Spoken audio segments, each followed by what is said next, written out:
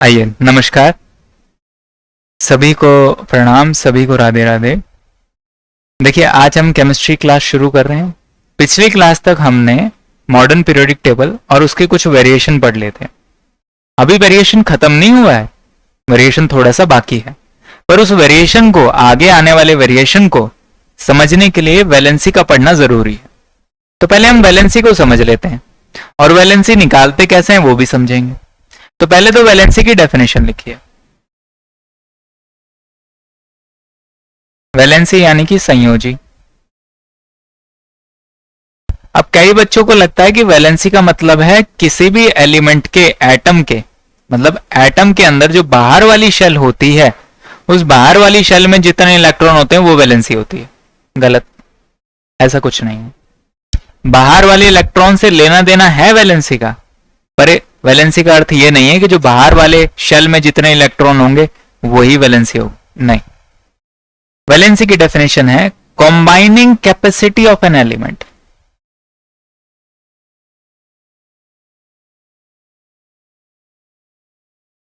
Combining capacity of an element यानी कि किसी तत्व की किसी दूसरे तत्व के साथ मिलने की जो क्षमता है, उसके साथ बॉन्ड बनाने की जो क्षमता है, उसे वैलेंसी कहते हैं। किसी दूसरे एलिमेंट के साथ कंबाइन करने की जो कैपेसिटी है, उसे वैलेंसी कहा जाता है। ठीक। अब यहां पे सवाल उठता है कि नंबर ऑफ वैलेंस इलेक्ट्रॉन होते कितने, मतलब संयोजी इलेक्ट्रॉन की संख्या कितनी होती है।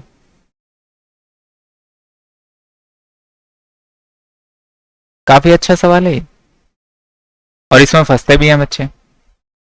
देखिए, आपको कुछ नहीं करना है, आपको मॉडर्न पीरियोडिक टेबल दिखाता हूं मैं, फिर आपको सब कुछ समझ में आ जाएगा। ये देखिए भाई, ये रहा मॉडर्न पीरियोडिक टेबल। देखिए, सीधा सा ही इलाज बताता हूं मैं आपको वैलेंसी हमेशा याद रहेगी। जो ये शुरुआत के होते हैं ना भाई, किसी भी ग्रुप में आप शुरुआत के एलिमेंट पकड़ लीजिए। शुरुआत के एलिमेंट, जो इनकी बात कर रहा हूं मैं, किसी भी ग्रुप में जो शुरुआत के एलिमेंट होते हैं, अगर मैं इन सब की बात करूं ना भाई, तो इनकी जो वैलेंसी होगी, शुरुआत वालों की जो वैलेंसी होगी, ये हमेशा कितने के बराबर होती है? जितने इनके आउटर मोस्ट शेल में इलेक्ट्रॉन होते हैं। किसके बराबर होगी? जितने इनके अंदर आउटर मोस्ट शेल में इलेक्ट्रॉन होंगे।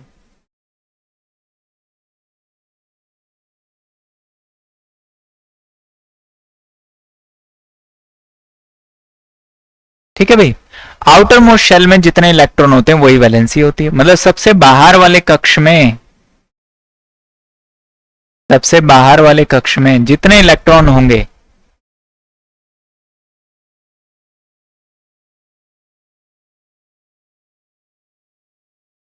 वही वैलेंसी होती है। बात समझ में आ गई? ये पहला पॉइंट। ये वैलेंसी किनकी बताई मैंने? जो ग्रुप के सबसे पहले एलिमेंट है, ये उनके बारे में बात है। अब अगर ग्रुप के बाकी एलिमेंट्स की मैं बात करूं, मतलब ये जो बाकी बच गए, चाहे वो किसी भी ग्रुप के हों, चाहे इसके हों या इस ग्रुप के हों, किसी भी ग्रुप के एलिमेंट हो, तो ये जो बाकी ग्रुप वाले हैं, इनकी जो वैलेंसी होगी, इनकी वैलेंसी हमेशा 8 माइनस आउटर मोस्ट शेल में जितने इलेक्ट्रॉन है उनको माइनस कर दीजिए। बात समझ में आई? इनकी वैलेंसी कैसे निकालोगे? 8 में से माइनस करके। और पहले वालों की, जो ग्रुप में सबसे पहले आएंगे, उनकी जितने आउटर मोस्ट शेल में इलेक्ट्रॉन होंगे वही उनकी वैलेंसी होगी। सीधा सा हिसाब। बाकियों की 8 में से माइनस करके निकालोगे, जो ऊपर वाले एलिमेंट होंगे सबसे टॉप वाले, उनके आउटर मोस्ट शेल में जितने इलेक्ट्रॉन होंगे वही उनकी वैलेंसी होगी। ठीक। एग्जाम्पल के तौर पे मैं आपको लिखवा भी देता हूं। जैसे पहले वाले का अगर मैं उदाहरण लिखूं, पहले वाले का उदाहरण देखिए भाई। जैसे मान लीजिए, अगर हम पहले एलिमेंट की बात करें, जैसे ग्रुप का पहला एलिमेंट नाइट्रोजन है, पीछे भी दिखाया। नाइट्रोजन का एटॉमिक नंबर होता है 7। इसके बाहर वाले शेल में कितने इलेक्ट्रॉन होते हैं? सबसे बाहर वाले शेल में 3 होते हैं। तो यही इसकी वैलेंसी हो जाएगी। ठीक है। एक और पकड़ लेते हैं। जैसे ये नाइट्रोजन है ना? नाइट्रोजन के नीचे कौन है? बोले सर फास्फोरस। फास्फोरस की निकालना जरा। ठीक है, ये इसका एग्जाम्पल हो जाएगा दूसरे वाले का। फास्फोरस का एटॉमिक नंबर होता है 15। ठीक है, इसके बाहर वाली शेल में कितने इलेक्ट्रॉन होते हैं? बोले सर बाहर में तो 2, 8, 5 इसकी इलेक्ट्रॉनिक कॉन्फ़िगरेशन होती है। ठीक है, तो बाहर वाली शेल में सर 5 इलेक्ट्रॉन हुए। 5 हुए? 5 हुए नहीं, 8 में से 3 करोगे -5। ठीक है, 8 में से -5 करोगे 3, तो इसकी वैलेंसी कितनी होंगी? 2 वैलेंसी होंगी। ये आप चाहें तो लिख लें, इसमें ऐड कर लें। एक तो वैलेंसी ये निकलेगी और दूसरी वैलेंसी आउटर मोस्ट शेल में जितने इलेक्ट्रॉन है वो होंगे। ठीक है, मैं दोबारा बता देता हूं अगर आप लोग कंफ्यूज हो गए हैं। देखो जो पहले वाले एलिमेंट है ना, शुरुआती जो एलिमेंट होते हैं किसी भी ग्रुप के, उनकी वैलेंसी उतनी ही होती है जितने आउटर मोस्ट शेल में इलेक्ट्रॉन होते हैं। और जो नीचे वाले एलिमेंट हैं ग्रुप में, जो नीचे वाले एलिमेंट हैं उनकी वैलेंसी होगी, या तो आप 8 में से माइनस कर दो आउटर मोस्ट शेल इलेक्ट्रॉन को, या आउटर मोस्ट शेल इलेक्ट्रॉन रखो। तो इनकी वैलेंसी 2 हो सकती है। पहला आउटर मोस्ट शेल में जितने इलेक्ट्रॉन है, दूसरा 8 में से माइनस कर दो आउटर मोस्ट शेल में, वो वैलेंसी होगी। तो 2 वैलेंसी होंगी इनकी। ठीक है, अब यहां पे देखिए, यहां पे फास्फोरस के बाहर वाली शेल में कितने इलेक्ट्रॉन है? 5। तो 5 तो वैलेंसी है ही है, आउटर मोस्ट शेल में जितने इलेक्ट्रॉन है वो तो वैलेंसी है ही है। 7 में से 8 में भी माइनस करो, 8 से 5 माइनस करोगे तो बचेगा 3, तो 3 भी वैलेंसी होगी। ये किन के बारे में बात हो रही है? जो ग्रुप में नीचे आते हैं, सेकंड, थर्ड, फोर्थ नंबर पे आते हैं जो, ये उनकी बात हो रही है। ठीक है, ऐसे ही एक और एग्जांपल लेते हैं किसी दूसरे ग्रुप का। अगर मैं इस ग्रुप की बात करूं, इसमें ऑक्सीजन पहले आता है, ठीक है, सल्फर बाद में आता है। तो देखो ऑक्सीजन और सल्फर को पकड़ ले। ऑक्सीजन का एटॉमिक नंबर होता है 8, इसके बाहर वाली शेल में इलेक्ट्रॉन होते हैं 2, तो इसकी वैलेंसी भी 2। सल्फर का होता है 16, इसकी एटॉमिक इलेक्ट्रॉनिक कॉन्फ़िगरेशन लिखी जाती है 2, 8, 6। तो बाहर वाली शेल में कितने इलेक्ट्रॉन हो गए? बोले सर 6। 6 तो इसकी वैलेंसी होगी ही होगी, साथ में से दूसरी कौन सी होगी? 8 - 6 यानी कि 2, 2 भी होगी। उम्मीद है समझ में आया होगा वैलेंसी क्या होती है। अब पढ़ते हैं नया टॉपिक। टॉपिक का नाम है, ये वैलेंसी हो गया खत्म। टॉपिक का नाम है रेडियो एक्टिविटी। ठीक है, रेडियो एक्टिविटी ये नया टॉपिक है।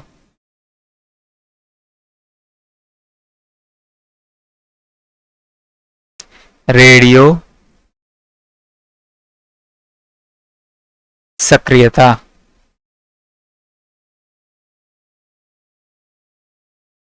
ठीक है भाई, नया टॉपिक आ जाइए।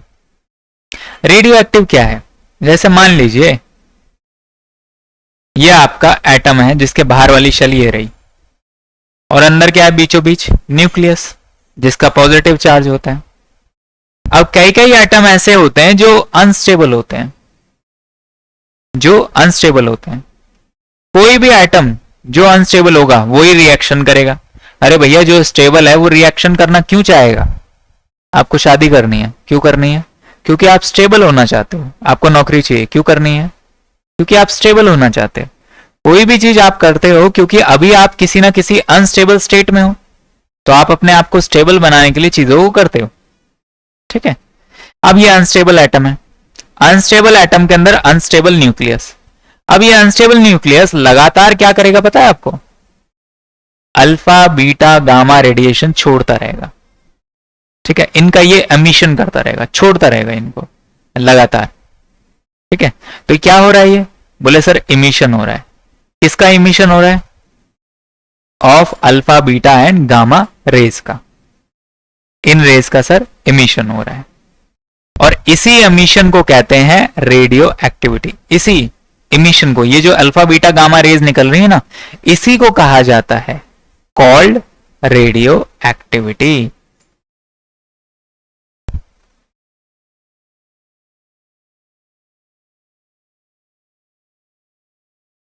ओके, और जो सब्सटेंस, मतलब जैसे कि ये एटम है, इस एटम में से ये अल्फा, बीटा, गामा रेज निकली जा रही है, तो इस एटम को हम कहेंगे रेडियो एक्टिव सब्सटेंस।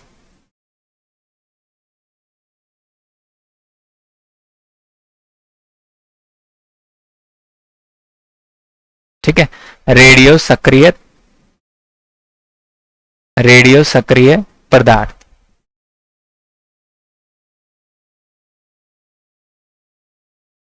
मेरे ख्याल से सबको क्लियर है।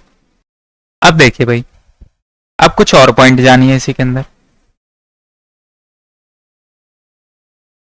अब हम जानने जा रहे हैं कि कॉज क्या है, कारण क्या है रेडियो एक्टिविटी होने का, मतलब क्यों अल्फा बीटा गामा रेडिएशन निकल रही है। अरे भाई कारण मैं बता चुका हूं, अभी अभी तो बताया है यार, कि अगर न्यूक्लियस अनस्टेबल हुआ तो अल्फा बीटा गामा रेडिएशन निकालेगा। किस वजह से होती है? Due to unstable nucleus.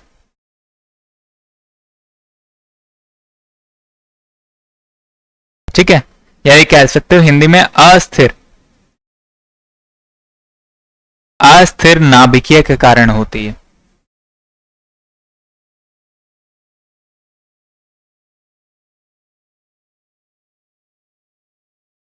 ठीक है, इतनी बात आपको समझ में आ गई हो। तो हमें पता कैसे चलेगा कि कोई एटम या कोई न्यूक्लियस अनस्टेबल है या स्टेबल है? तो उसकी कंडीशन जानना जरूरी है। तो स्टेबल की कंडीशन क्या होती है? Condition for a stable nucleus,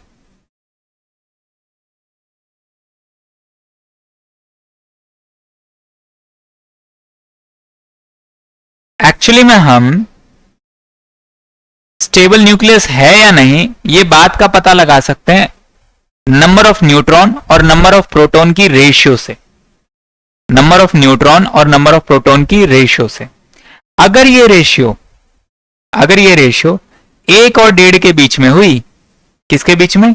1 और 1.5 के बीच में हुई, तो वो न्यूक्लियस स्टेबल माना जाएगा, वो न्यूक्लियस स्टेबल माना जाएगा। अदरवाइज बाकी जितनी भी वैल्यूज आएंगी 1 और 1.5 के बीच के अलावा, जितनी भी वैल्यूज आएंगी वो सारी की सारी अनस्टेबल न्यूक्लियस होंगे। ठीक है, वो सारे के सारे कैसे होंगे? अनस्टेबल न्यूक्लियस होंगे। ठीक है, पहली बात। दूसरी बात, ये तो हो गए कॉजेस। दूसरी बात ये है कि बहुत सारे इंस्ट्रूमेंट हैं जो हमें बताते हैं कि कोई एलिमेंट या कोई न्यूक्लियस कितना ज्यादा रेडियो एक्टिविटी शो कर रहा है। अब वो इंस्ट्रूमेंट कौन कौन से हैं नाम जानना आपको जरूरी है, डायरेक्टली पूछ लिए जाते हैं। इंस्ट्रूमेंट यानी कि उपकरण, क्या पता लगाने के कि कौन सा एलिमेंट रेडियो एक्टिव है या कौन सा एलिमेंट नहीं है।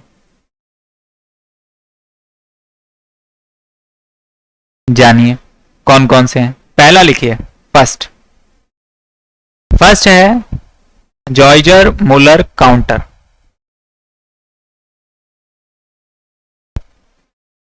ये क्या मेजर करता है? ये मेजर करता है अल्फा बीटा रेस। ये सिर्फ अल्फा बीटा रेज मेजर करता है। क्या चीज मापेगा ये? अल्फा बीटा रेज नापने के काम आता है। तो गामा को कौन नापेगा? गामा के लिए दूसरा इंस्ट्रूमेंट है, इसको कहते हैं सेंटिलेशन काउंटर। सेंटिलेशन मेजर करता है गामा रेज को।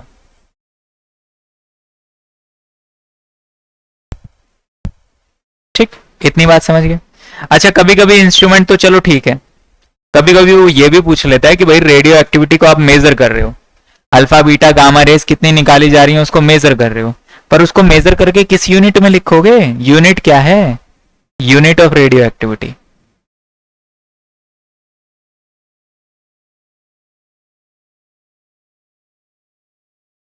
क्या है यूनिट? ऑप्शन देता हूं आपको, क्यूरी है या बैकरल है या रुदरफोर्ड।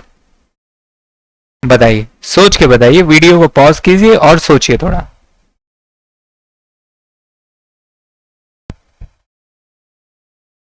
उम्मीद है कि सोचा होगा। ठीक है, उम्मीद है कि सोचा होगा।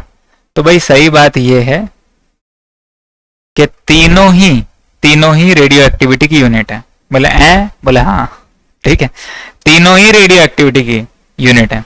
और इसमें से एसआई यूनिट ये वाली है, बैकरल। बैकरल एसआई यूनिट है। बात समझ में आई? ये बात आप याद रखोगे। अब देखो, इन साइंटिस्टों के बारे में भी आपको बातें पता होनी चाहिए कि किसने किसने क्या क्या काम किया। अब जैसे क्यूरी ने क्या किया, बैकरल ने क्या किया, ये बातें आपको पता होनी चाहिए। तो इसको भी लिख लो पॉइंट बना के। पहली बात, रेडियो एक्टिविटी की डिस्कवरी किसने की? इसमें बड़ा कंफ्यूजन है कि क्यूरी ने की या बैकरल ने की। तो रेडियो एक्टिविटी की discovery radio activity discovered by, किसके द्वारा खोजी गई? हेनरी बैक्यूरेल के द्वारा।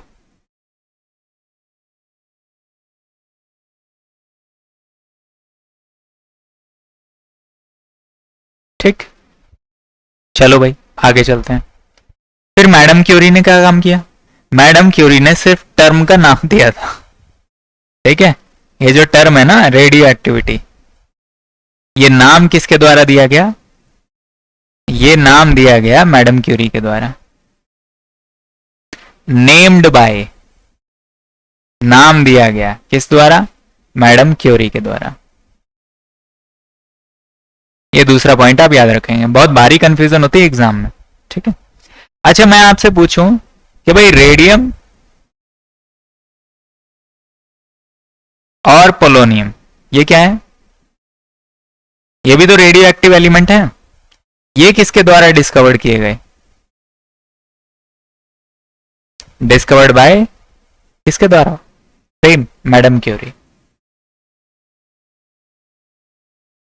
ठीक है, उम्मीद है कि आपको सारी बातें समझ में आ रही होंगी, है ना? जल्दी से उतार लेंगे फिर तो हम आगे बढ़ना ही है। चलो भाई, कुछ एग्जाम्पल्स हैं रेडियो एक्टिविटी के, पॉज करके देख लीजिए। ठीक है, कुछ एग्जाम्पल्स हैं रेडियो एक्टिविटी के जो आपको पता होने चाहिए।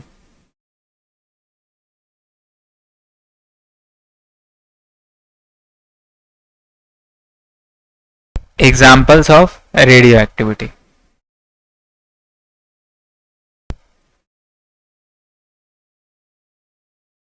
उदाहरण, पहला है रेडियम।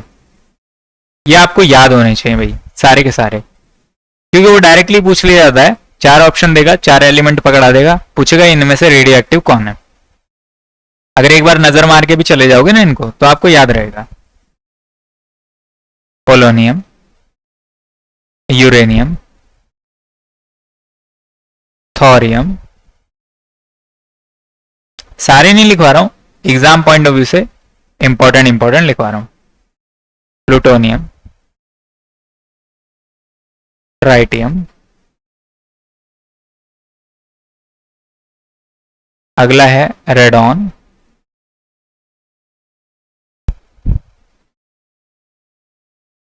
प्रोमेथियम, फ्रांशियम, एक्टिनियम,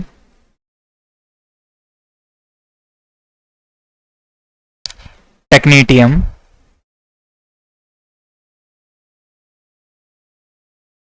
और लास्ट लिख लीजिए ऑग्नेरसन। ठीक है, ये कुछ रेडियो एक्टिव एलिमेंट्स हैं जो एग्जाम पॉइंट ऑफ व्यू से बहुत इंपॉर्टेंट है। ठीक है, इन बातों का आप ख्याल रखेंगे, इन पॉइंट्स को आप याद रखेंगे। अब कुछ बातें रेडियो एक्टिव एलिमेंट से रिलेटेड, कुछ इंपॉर्टेंट फैक्ट्स जो आपको पता होने चाहिए। ठीक है, फैक्ट्स किसके ऊपर हैं? ये फैक्ट्स किसके ऊपर हैं? Facts on radio active element.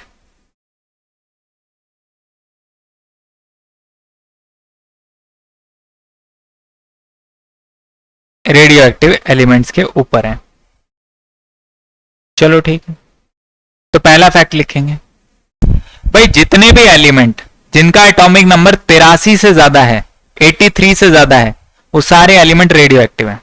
Modern periodic table में जितने भी एलिमेंट जिनका एटॉमिक नंबर 83 से ज्यादा है, एटॉमिक नंबर, परमाणु संख्या, जिनकी परमाणु संख्या 83 से बड़ी है, ये सारे एलिमेंट रेडियो एक्टिव है। All elements are radio active.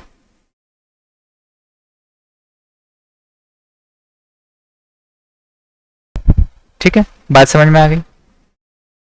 अच्छा, आप लोगों को पता है ना रेडियो एक्टिव एलिमेंट्स से जो रेज निकलती है अल्फा बीटा गामा, वो काफी ज्यादा घातक होती है, हार्मफुल होती है, इसलिए उससे बचना जरूरी है।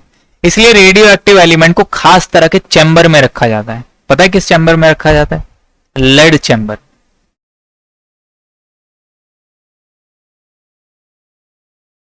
All radioactive elements are kept in lead chamber.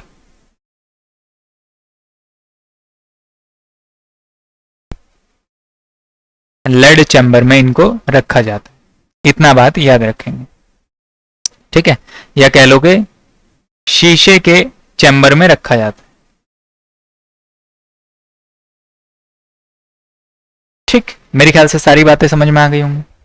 आगे देखिए भाई, कुछ और फैक्ट देखिए। जो फ्रांसियम है ना, फ्रांसियम, उस सब से अगर मैं फ्रांसियम की बात करूं तो यही एकमात्र ऐसा रेडियो एक्टिव एलिमेंट है जो लिक्विड स्टेट में होता है। फ्रांसियम क्या है? एक रेडियो एक्टिव एलिमेंट है।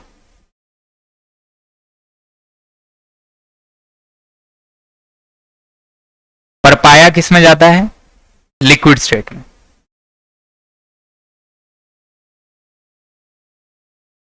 ठीक है। लिक्विड स्टेट में पाया जाता है, मतलब तरल अवस्था में पाया जाता है,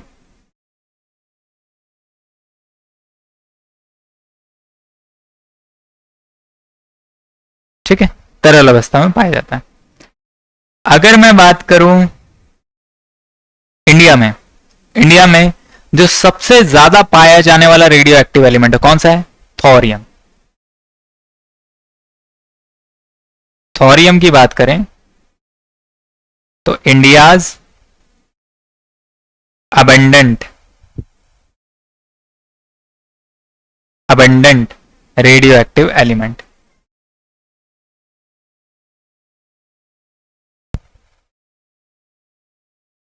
ठीक है। अच्छा, एक बात और पता होनी चाहिए, थोरियम का और भी पता होना चाहिए, और ऑफ थोरियम, अयस्क। थोरियम का अयस्क कौन सा होता है, यह भी आप लोगों को पता होना चाहिए। इसका होता है मोनोजाइट, ठीक। इतना उधार लीजिए और फिर आगे बढ़ते हैं। चलो भाई आगे चलते हैं, ठीक है। कुछ और फैक्ट्स पढ़ लेते हैं, यही फैक्ट्स आपसे ज्यादा पूछेगा, ठीक है। अच्छा, एक पूछता है यूरेनियम के बारे में। आपको पता है यूरेनियम का दूसरा नाम क्या है? यूरेनियम का दूसरा नाम है मेटल ऑफ होप।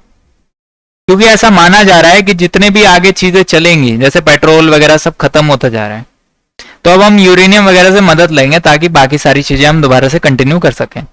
तो इसे आशा की धातु भी कहा जाता है,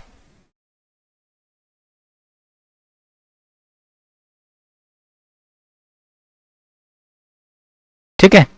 किसे कहा जाता है? यूरेनियम को। यूरेनियम को येलो केक भी कहा जाता है, येलो केक, ठीक है। इसका और या अयस्क पूछ लिया जाता है एग्जाम में, पिच ब्लेंड। अयस्क का नाम है पिच ब्लेंड और ये फार्मूला होता है U3O8, ठीक। एक ये चीज याद रखोगे। दूसरा, एक एक्टिनॉइड सीरीज बताई थी एफ ब्लॉक एलिमेंट्स की।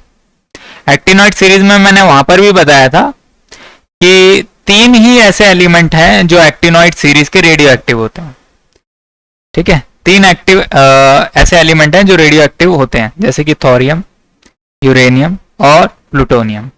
ये एक्टिनॉइड सीरीज की गिनती में आते हैं, ठीक है। ये बात ध्यान रखेंगे। चलो भाई, अब बात हो रही है कि सबसे भारी रेडियो एक्टिव एलिमेंट कौन सा होता है, नेचुरली जो पाया जाता है। Naturally heaviest radio active element,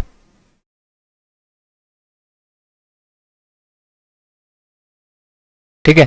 प्रकृति में पाया जाने वाला सबसे भारी रेडियो एक्टिव तत्व कौन सा है? Uranium,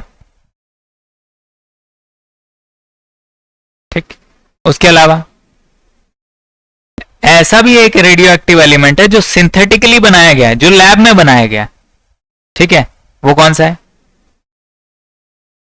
technetium. देखने में भी लग रहा है कि किसी टेक्निक से मिलकर बनाया है, तो टेक्नेटियम। टेक्नेटियम एक्चुअली में फर्स्ट रेडियो एक्टिव एलिमेंट है जो लैब में बनाया गया,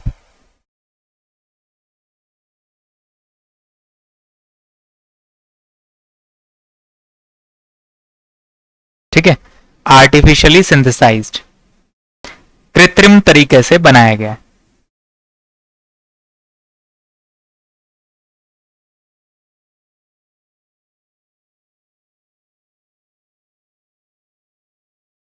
ठीक है, मेरे ख्याल से हिंदी इसकी यही होती है भाई।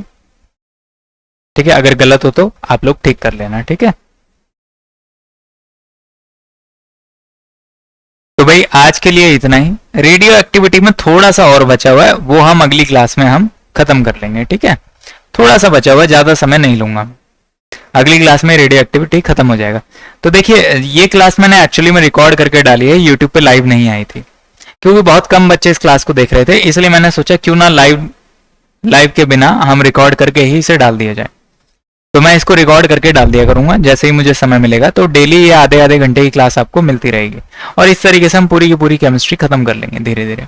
ठीक है, जरूरी नहीं है आधे घंटे की, कभी कभी ज्यादा हो जाएगी, कभी कभी कम हो जाएगी। ठीक है, पर हाँ आधा घंटा मिनिमम आपको मिलेगी, तो आपका केमिस्ट्री का कोर्स खत्म हो जाएगा एग्जाम आने से पहले। ठीक है, थैंक यू।